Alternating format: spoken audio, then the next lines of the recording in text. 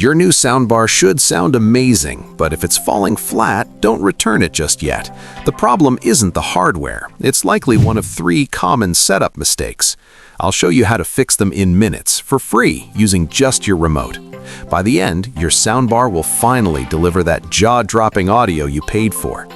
Before we start, hit like, subscribe, and share this video with someone upgrading their TV audio this year. And check the description below for the product link if you want to see the soundbar we're testing today. Mistake number 1, the connection catastrophe. All right, let's get right into the first and maybe the most critical mistake, the connection catastrophe. This is all about how you physically hook your soundbar up to your TV, and it's where a huge number of audio problems start. A lot of people, and it's a totally logical assumption, see a port on the TV, see a matching one on the soundbar, grab the cable that fits, and call it a day. A lot of the time that ends up being the optical cable. You know the one, that thin cable with the little red light at the end? Sometimes people skip wires entirely and just use Bluetooth because it's easy. Here's the hard truth. If you're using an optical cable or Bluetooth to connect your TV to a modern soundbar, especially one that has features like Dolby Atmos, you are strangling your audio quality. It's like trying to drink a thick, delicious milkshake through a tiny coffee stirrer. You'll get something, but you're leaving all the best stuff behind. Let me explain. High-quality surround sound is a ton of data. Different connections are like different-sized pipes. They can only handle so much data at once. Bluetooth is the tiniest pipe. It's great for headphones when you're on the go, but it has to compress the audio signal like crazy. It literally throws away huge chunks of detail to send the signal wirelessly. You lose clarity, dynamic range, and any shot at real surround sound. The optical cable is a bigger pipe than Bluetooth, and for years it was the gold standard. It's perfectly fine for a compressed Dolby Digital 5.1 signal, which was awesome for the DVD era. But its bandwidth is seriously limited by today's standards. Think of it as a 2-lane road. It's fine for normal traffic, but it can't handle the massive convoy of data needed for high-res audio formats, like Dolby True HD, which you find on 4K Blu-rays. And most importantly, it simply does not have the bandwidth for the height channel information that makes Dolby Atmos so immersive. So what's the solution? You need a superhighway for your audio data, and it's called HDMI eARC. But not just any HDMI port. The fix? Embrace HDMI eARC. Here's exactly what to do. Look at the back of your TV and your soundbar and find the HDMI ports. You're looking for a specific label, eARC or ARC. eARC is Enhanced Audio Return Channel, and ARC is Audio Return Channel.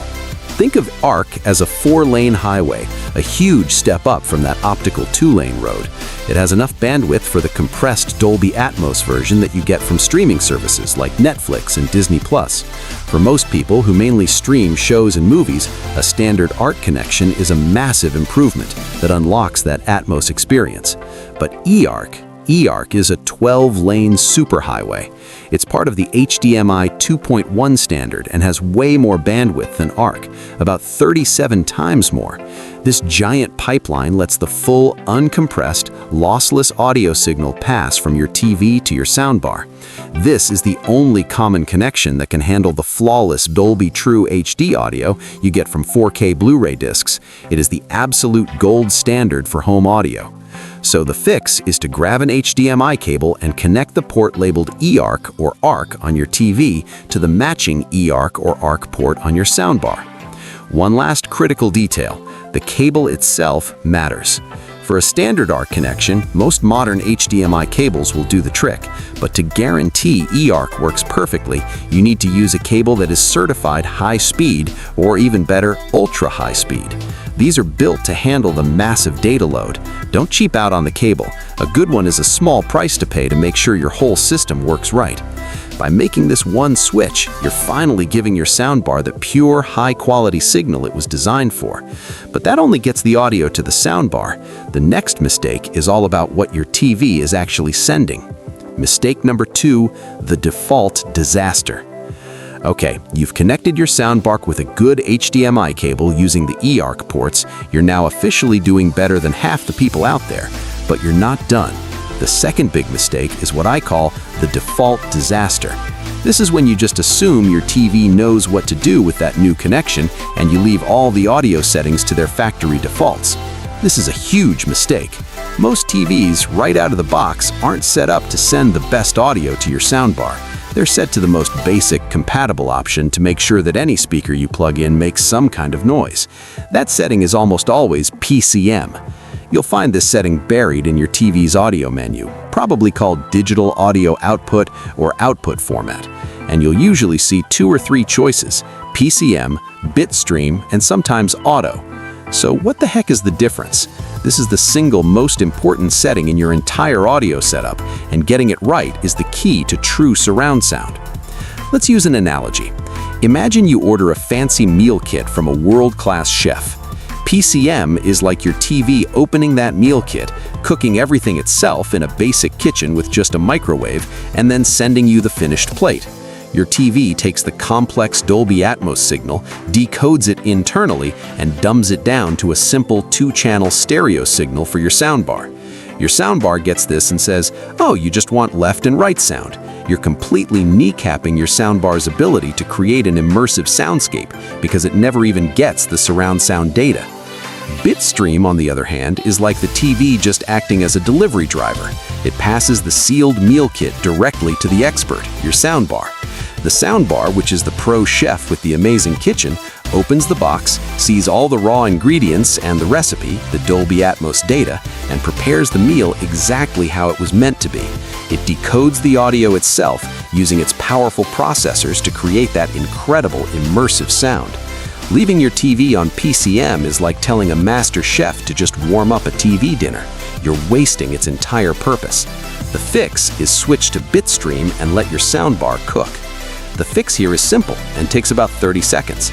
Grab your TV remote, go into the main menu and find the sound or audio section. Look for expert settings or advanced settings. Inside, you'll find the digital audio output format setting. Change it from PCM to Bitstream. If you have an auto option, that's often a good choice too. Auto usually acts like Bitstream, passing the raw signal through whenever it can. But to be absolutely sure, selecting Bitstream is the most direct way to tell your TV, "Don't touch the audio, just send it to my soundbar and let it do the work." Once you do this, you'll often see a little light or message on your soundbar's display. Where it once might have said PCM or stereo, it will now proudly say Dolby Atmos or Dolby Digital Plus.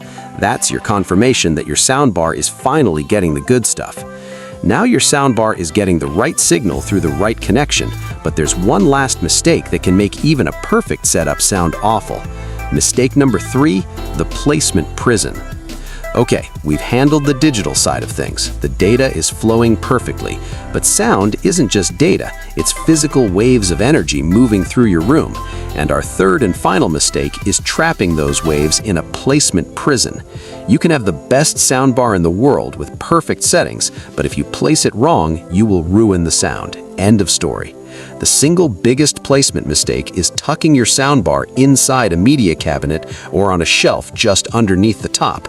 I get why people do it. It looks clean and tidy, but you are literally putting your speaker in a wooden box. Sound waves come out of the speaker drivers and immediately slam into a hard, reflective surface just inches away. This creates an oculistic nightmare. The sound gets trapped, messy, and echoey. High frequencies get muffled, making everything sound dull. Mid-range frequencies, where most dialogue lives, become boxy and unnatural. The bass turns into a boomy, undefined mess.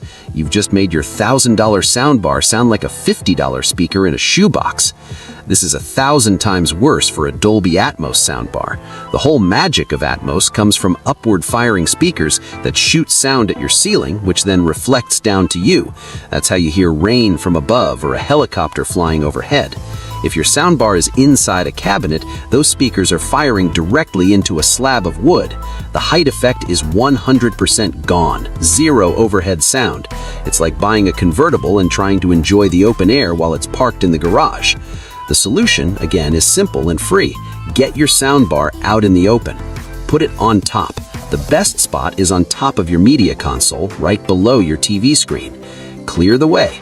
There should be nothing in front of it, nothing to the sides, and most importantly, nothing above it.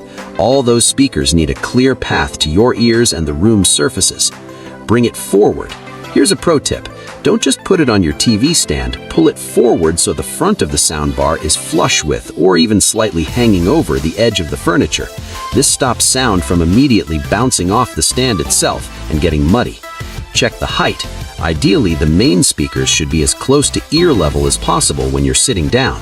This gives you the clearest path for the most important sounds, especially dialogue. Subwoofer spot. This goes for your subwoofer too.